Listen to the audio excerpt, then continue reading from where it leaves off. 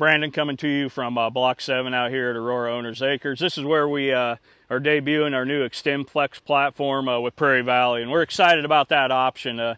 Many of you know, a lot of us ran up against that time deadline for spraying the dicamba, so having a bean with the flexibility of coming back in with Liberty late to clean up some issues, or even going with Liberty early or throughout the program just gives us another mode of action out here. So. But what I want to talk about is soybean development and what we're looking at right now. Now is a great time to go out and start evaluating soybeans. I know a lot of growers have, they judge soybean yield maybe by how tall the beans are. I think we probably all know that's a myth by now. Tall soybeans do not equal high yields.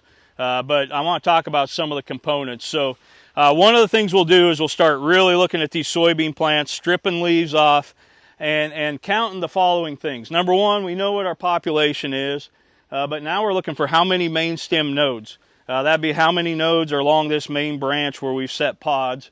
Looking at our branching. I got some great lateral branching going on this plant, 2 great big branches where I'm getting some additional bean set. Then I'm going to look at how many pods. We also, how many are we getting? Here I have a cluster of 7 pods right here. I've got 4.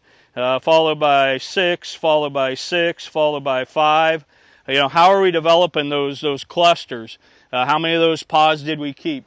Then we're going to look at how many soybeans per pod. Everybody talks about the 5. If you want to spend your time looking for that, great. But what I'm worried about is, what's my average? Typically we're going to see 2 to 3, maybe an occasional 4, and if you look long enough, you might find a 5. But we don't get rewarded for 1 5. It's about the average. So.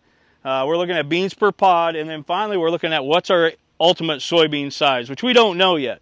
We're still focused on that. So a couple mistakes I saw growers make last year is to shut off water too early.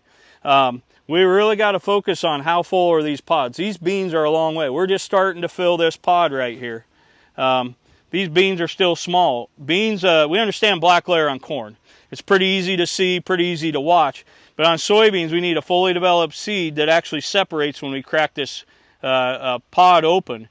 And we're a long ways from that. So we got another solid 30 to 45 days on these soybeans that we got to keep managing, protecting them. So the reason I talk about all this is because here's 2 soybeans, exact same variety, planted the same day, but one was in a wheat relay versus one just normal, and we see a difference of 17, actually 16 main stem nodes here versus 21. And so there's big differences when we start evaluating planting dates, different varieties, along with just in different environmental conditions. This one had a lot of shading on it early versus one that was growing in a open environment. So that's some of the stuff we talk about at our winter meetings, and we're evaluating out here. Finally, want to talk about just some of the issues we're seeing out there. If you're driving by a soybean field right now and you see some change in color, that's not good. There is something going on. Beans should not be changing yet. It's only August 10th. We've got a long ways to go. One of the issues we're seeing pop up in a few areas due to the high humidity, some of the rainfall conditions, is white mold. White mold is usually diagnosed by if you're driving by your field and all of a sudden you see a couple tops dying scattered throughout your field. We need to go look down on that plant, and that white mold basically is killing the base or the stalk here, cutting off nutrients, and then all of a sudden you'll see this top die back. Other issue that we've had a lot of in the past is sudden death. I've heard of a report or 2 where we think we might be seeing it, but typically sudden death starts in a pocket and then it'll spread out. It's vectored by some nematodes and its soil. We have the seed treatments, Saltro Olivo, that help with that. And so we'll be watching that in coming weeks.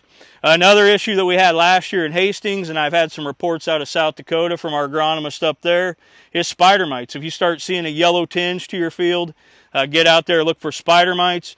And then we were having a lot of reports of frog eye. Frog eye is a disease that's fairly new to Nebraska. It's been around, but it seems to be becoming more prevalent, more aggressive. And so we're watching that. We've had several fields that we've treated for frog eye. I'm getting pictures about every day of somebody asking me, is this frog eye, is it not? Small lesions on a soybean plant leaf. They have a halo. Look a little bit like a gray leaf spot where they have a halo around the outside and then gray in the middle. So If you have any questions about soybeans, there's still a lot we can do. We're still putting fertigation on these beans, still watching for insects. One of the final things I do is peel back the canopy, look for any pods on the ground. Sometimes insects are hard to see, but if you see a lot of pods getting clipped, again, we're just laying yield on the ground. So soybeans can be complex. There's a lot of factors. That's why when we pull in with the combine, sometimes we get better than expected results. Sometimes we're disappointed. We can learn a lot by going out now and looking at our soybeans. On the corn front, southern rust continues to be reported.